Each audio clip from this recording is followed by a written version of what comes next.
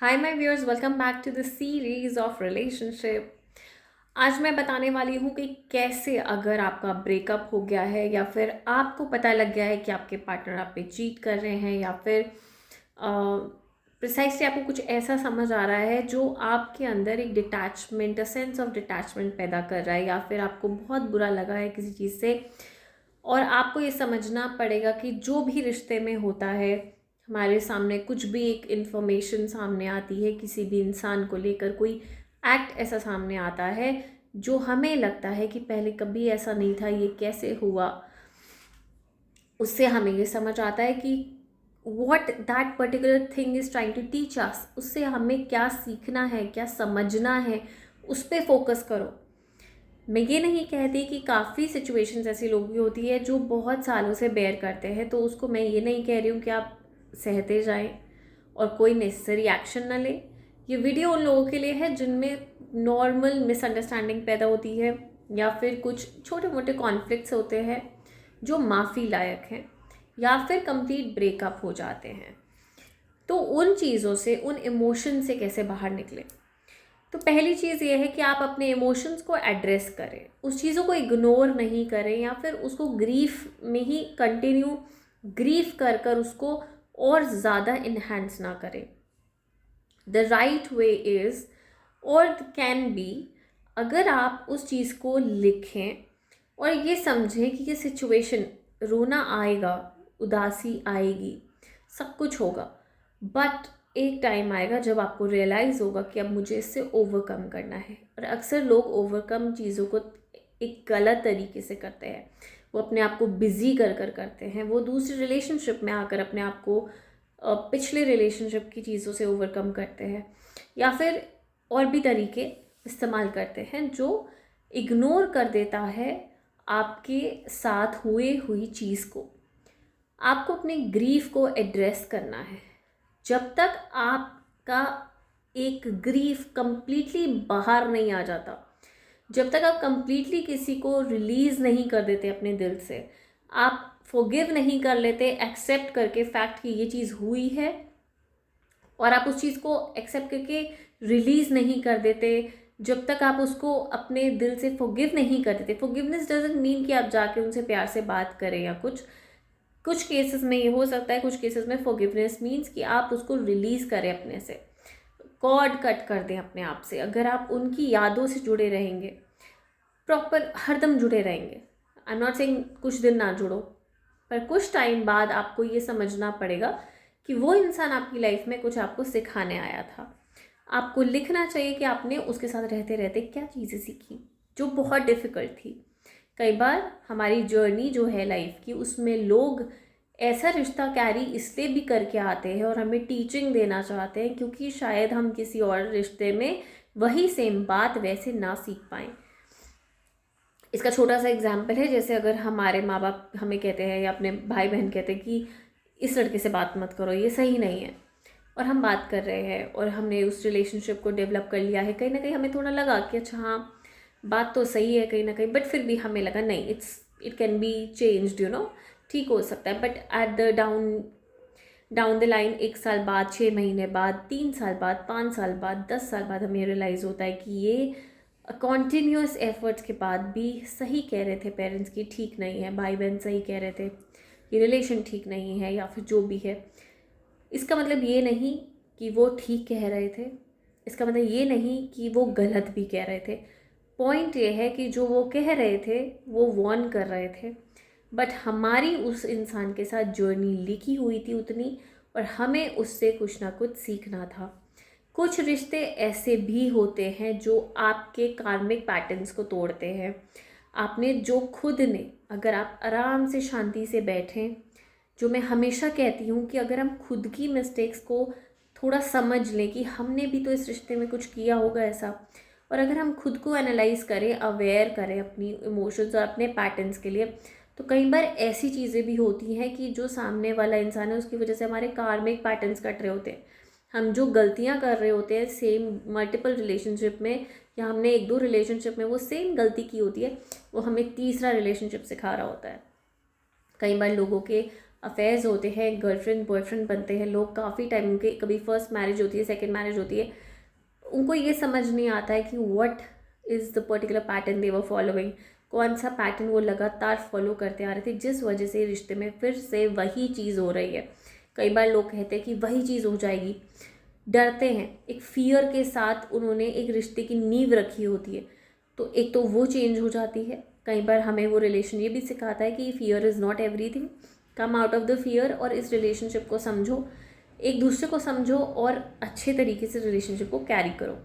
दूसरी बड़ी चीज़ ये होती है, एक अलग तरीके का कार्मिक पैटर्न जो होता है कि हम डिस्ट्रैक्ट हो जाते हैं या फिर हम बहुत जल्दी डिटैच होने लग जाते हैं कि हमें नहीं बात करनी, हमें डिवोर्स चाहिए, ये चाहिए, या फिर हमें ब्रेकअप चाहिए, हमें नहीं रहना इस रिलेशनशिप पे। हम अपने टेम्परामेंट के ऊपर काम नहीं करते हैं, हमारा लो टेम्परामेंट, पेशेंस नहीं होती है कहीं ना कहीं, उस वजह से जो सामने वाला इंसान है हमें फिर वैसा ही मिलता है, ताकि हम वो चीज़ सीखें कि it's not always right and wrong in relationship, sometime it is temperament also. हमें भी अपना अगर टेम्परामेंट लो करना है तो पता चलता है ये बात इतनी बड़ी नहीं थी जिस बात पे झगड़े हो रहे हैं, जिस बात पे खामखा की चीज़ें हो गई, ये छोटे मोटे चेंजेस हैं जो हम ज़रूर कर सकते हैं। और एक दूसरे के साथ, आई एम नॉट प्रेफरिंग कि एक ही इंसान करे, चाहे लड़का और लड़की दोनों ये रियलाइज़ कर सकते हैं कि हम दोनों को कुछ ना कुछ चेंजेस अपने अंदर करने चाहिए। फाइट्स, कॉन्फ्लिक्ट्स एक रिलेशनशिप को मदद करता है कि आप एक दूसरे को ग्रो करें।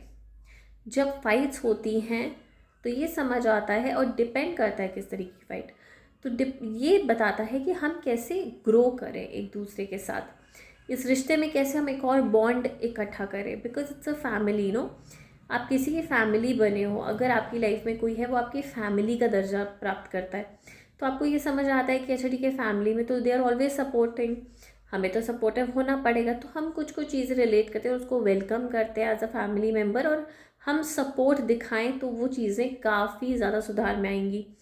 और बात रही कि ग्रीफ से डील करने की, तो ग्रीफ में आप 5 मिनट की मेडिटेशन कर सकते हैं। मेडिटेशन की हैबिट बहुत बढ़िया होती है, आप अपने प्रॉब्लम्स को अवेयरनेस पे ला सकते हैं, समझ सकते हैं कि क्या चीज़ें सबसे ज़्यादा बॉदर करती हैं, उसको एड्रेस करें, उसको लिखें कि ठीक है ये प्रॉब्लम है, इसका सोल्यूशन क्या है।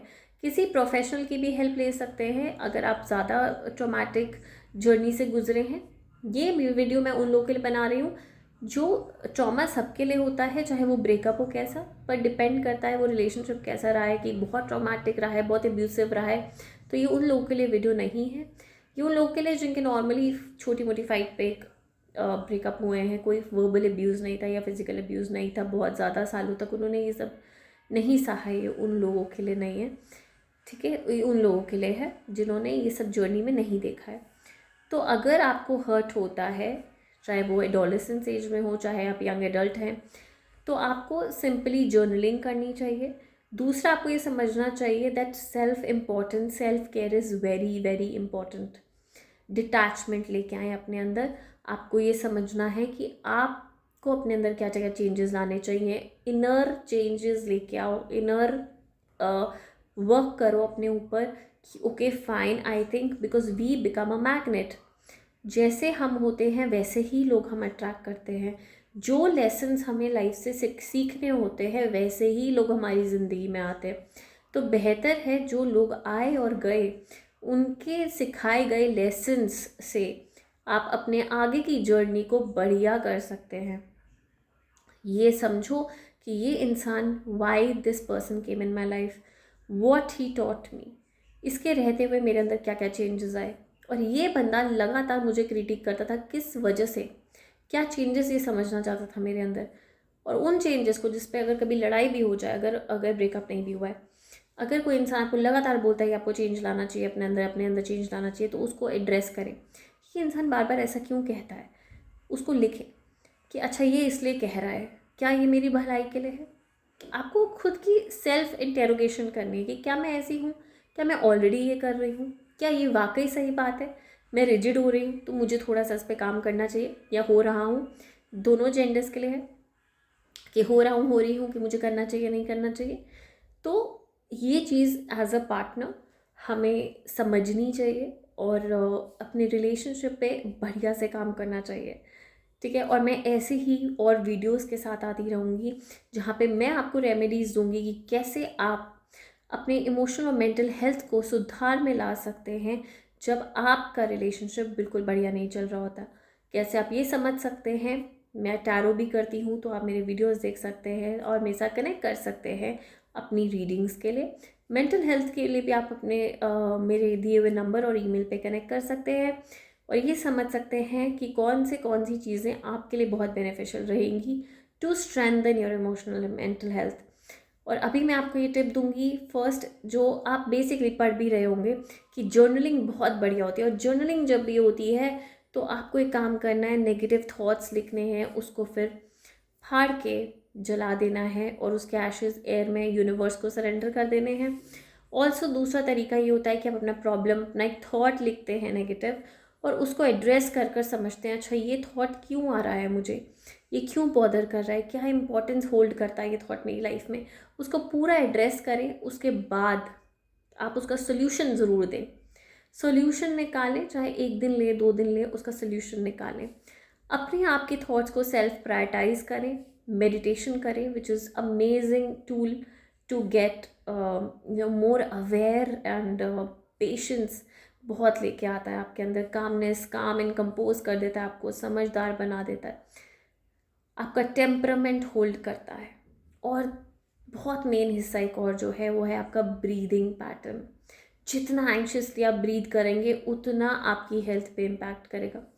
Try to do breathing exercises 4-7-8 वाली, आप गूगल कर सकते हैं। 4 सेकेंड्स ब्रीद करना है, 7 सेकेंड्स होल्ड करना है, 8 सेकेंड्स एक्सहेल करना है। 4-7-8 वाला टेक्निक से अगर आप ब्रीदिंग एक्सरसाइज कर सकते हैं, it is very helpful. All the very best. अपने रूटीन्स बनाएं, अपने डिसिप्लिन को फॉलो करें। किसी भी वजह से लाइफ में अपने मॉर्निंग रूटीन्स और पूरे रूटीन, डे रूटीन को कभी भी डिसबैलेंस या इम्बैलेंस होने ना दें। आप फॉलो करें अपने रूटीन्स को, keep going to work, you know, don't bring your relationship into the hassle in the relationship or problems in the relationship in your work. Everybody do face problems, तो अपने relationship के problems को अपने काम में, अपनी studies में, अपने करियर के पाथ में मत आने दें। बहुत पॉजिटिवली दोनों को कैरी करें। जितना हो सके आराम से बैठकर सोचें कि वो इंसान ऐसा क्यों कह रहा है, किस लिए कह रहा है। ये दोनों के लिए है, पार्टनर्स के लिए, ये एक बंदे के लिए नहीं है। और ये कोई जेंडर बायस्ड वीडियो नहीं है कि हम ये सोचें कि इसी को सोचना चाहिए या उसको, ये सबके लिए है। तो just keep patience and try to understand कि आप कहाँ इम्पल्सिव हो रहे हो, क्या आप यहाँ पे हम इग्नोर कर सकते थे बातों को। और फॉरगिवनेस प्रैक्टिस करें। जितना ग्रैटिट्यूड कि इंसान मेरी ज़िंदगी में है, उसकी अच्छाइयाँ समझें पहले कि क्या वो बहुत बुरा है या वो अच्छा है। क्योंकि इनिशियली तो जब हम किसी को चूज़ करते हैं वो अच्छा ही लगता है हमें बहुत, बाद में जब हम थोड़ा सा उससे अपसेट हो जाते हैं तो हम उसकी बुराइयाँ ढूंढने की कोशिश करते हैं। तो रिबेलियस का एटीट्यूड ना रखें। Treat that person as a family and try to understand the issues की क्या हो रहा है। Try to write down everything कि इसकी अच्छाइयाँ क्या हैं और कहाँ पे आप अपने आप को चेंज कर सकते हैं। ये टेक्निक आपको बहुत हेल्प करेगी अपने रिलेशनशिप को सुधारने में, ना ही सिर्फ अपने पार्टनर्स के साथ, बट ये टेक्निक अपनी फैमिली के साथ भी काम आती है। एंड कम्युनिकेशन, जैसे मैं हमेशा कहती हूँ, इज़ अ वेरी इंपॉर्टेंट की। आपको बात करनी ज़रूरी है सही टाइम पे। गुस्सा है तब कुछ मत बोलो, जब सब कुछ शांत हो जाए आराम से discuss it in a very positive note. चीज़ों को जितना डिस्कस करेंगे, बात करेंगे, उतना आप लोगों के लिए पॉजिटिव रहेगा। Thank you so very much, मेरे साथ जुड़े रहें। God bless you.